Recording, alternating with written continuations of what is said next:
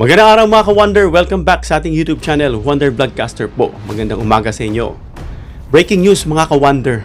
Dahil itong si Sara Duterte mukhang dudurugin talaga ni dating Senador Sonny Trillanes o tinatawag nating Sentry.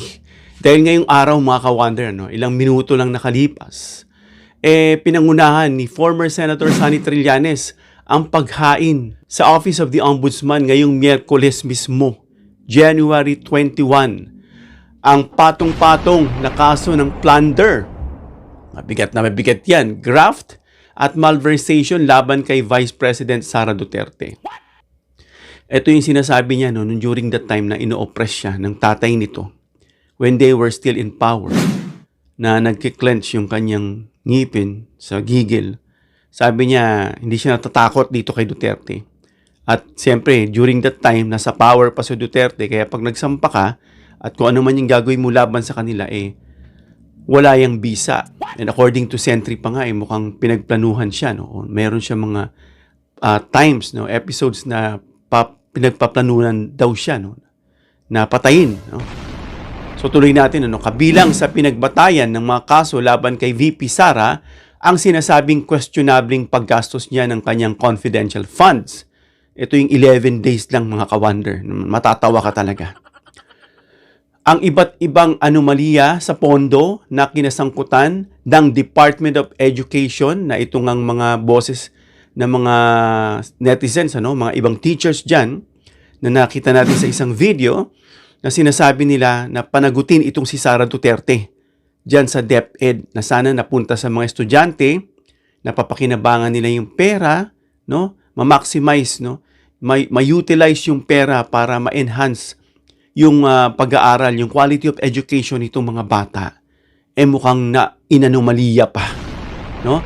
Kaya itong DepEd, sa ilalim ng kanyang pamumuno, good thing wala na siya dyan. At buti umalis, Kasi itong posisyon niyang vice, sabi niya, hindi na siya aalis sa kanyang pwesto. Sabi niya, akin na to. Sabi niya, hindi na ako aalis dito, tumatawa-tawa pa, nangaasar pa. Well, yung mga sabi nga ng psychology, yung taong nangaasar, yun yung asar na sa kanila pong buhay. Kung mapapansin nyo yung kanyang sugat dito, na sinasabing gurgur nila ang term, hindi nga yan naimbestigahan. At yan sa mga narinig natin, sa mga opinion, pagpapalagay, mukhang self-inflict to. Ibig sabihin, siya mismo ang gumawa sa sarili niya. Kung yan man ay totoo mga ka-Wonder, tapos pauupuin mo yan, tagilid talaga tayo. Ayawan na. Hayaan mo na lang yung mga DDS dyan. At o kaya ilipat mo sila sa ibang planeta, mas maganda. Kasi hindi tayo papayag na hayaan sa kanila itong ating bansa. Balik tayo rito, yung kanyang pagtanggap umano ng pera mula sa drug lord. Ito yung madiin na sinasabi ni Sentry, Yung isang drug lord dyan, kaya siya maraming pera, na naririnig din natin mga ka-Wonder na ito'y naririnig lang natin na hindi ito konfirmado. Kasi may mga post na ito sa social media.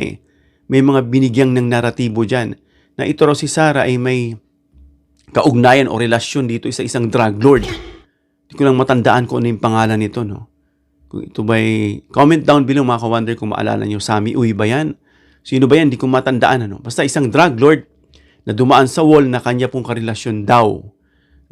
So, yan yung mga sinasabi ritong drug money na pinanggagalingan ng pera nitong si Sara at nung kanyang ama, na siya ngang nagdeposito si Sentry at nakita niyang may joint account yung mag-ama na pinaniniwala ang tumatanggap ng 10 to 20 million. Itong magpapamilya na that time hindi niya pa binabanggit itong si Kitty dahil minor pa that time. At ngayon, siyempre, nasa tamang edad na, sinabi niya na yung pangalan. At pati yung aligasyon mga ka-Wonder, dito ng affidavit na nakadetalye dun sa affidavit ni Madriaga, isa yan sa mga sa kasong isasampa. Nakita kasi ni Sentry na itong si Sara, based dun sa standard ng ICC, medyo malabo dahil mataas ang standard ng ICC. Out of siguro 1 to 10, siguro mga 5 to 6 lang ang chance ni Sara para ma-implicate nitong ICC o madala dyan sa ICC at makasama na ng tatay niya at mabawasan yung mga pasaway dito sa ating bansa. Pero medyo mababa nga yung yung kanyang tansya. But anyway, sabi niya, who knows, baka i-consider yan dahil that time she was the mayor at parang pinaniniwala ang author nung sinasabing tokhang kapag yan ay napatunayan being part ng extrajudicial, maari din siyang makulong, mga ka-wonder, kasi nasa list siya. Yun na lang tingnan natin, nasa list. So, itong mga sinasabi dito ay hindi lang sabi-sabi.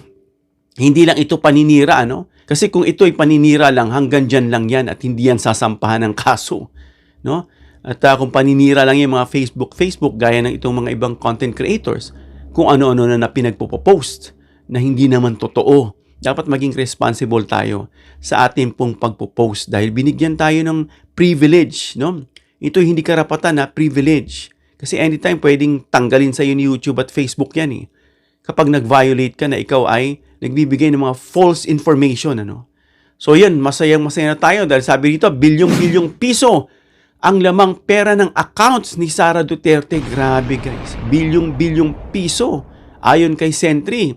At yung iba pa rito, yung daan-daang milyong galing sa drug lord.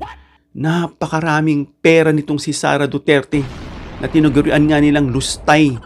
Na tama yung sabi ni Percy Lapid na nag-iipon ng pondo itong mga Duterte, na pauupoy nila si Marcos, and then, siguro sa early terms, na palang ng pamumuno ay patatalsikan na nila.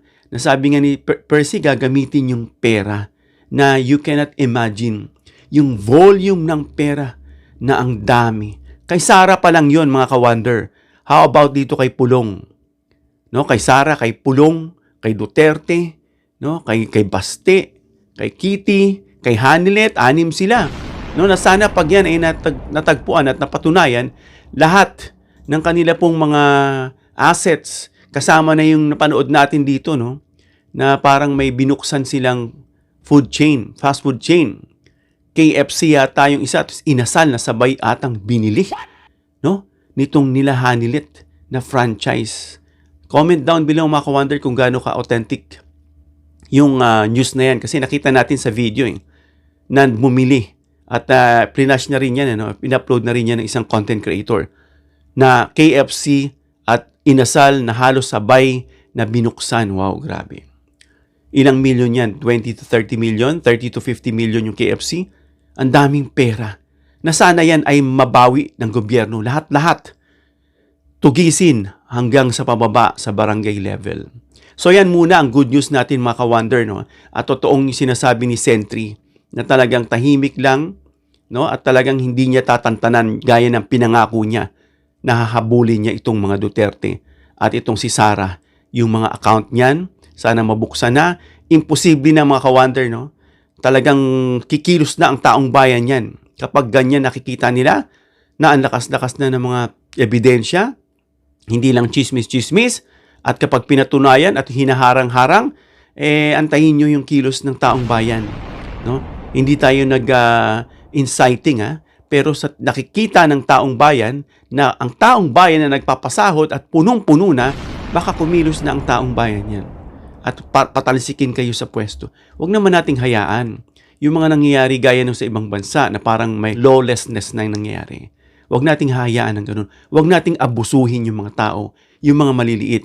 Kayong mga nasa pwesto, binigay sa inyo yan para kayo ay manindigan at pagsilbihan ng taong bayan at sundin ang konstitusyon.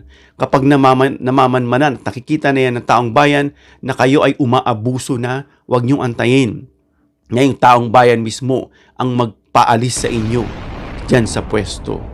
Hanggang dito lang tayo, mga ka-wonder. Comment down below your opinion para mabasa natin. Please share this video para makita ng iba pang mga viewers. And please share this video na sinampahan nga ng patong-patong na pinangunahan ni Sentry itong si Sara Duterte. And please subscribe, hit the notification bell icon and choose all bilang suporta sa aming mga content creators. Hanggang sa muli, mga ka-wonder. God bless.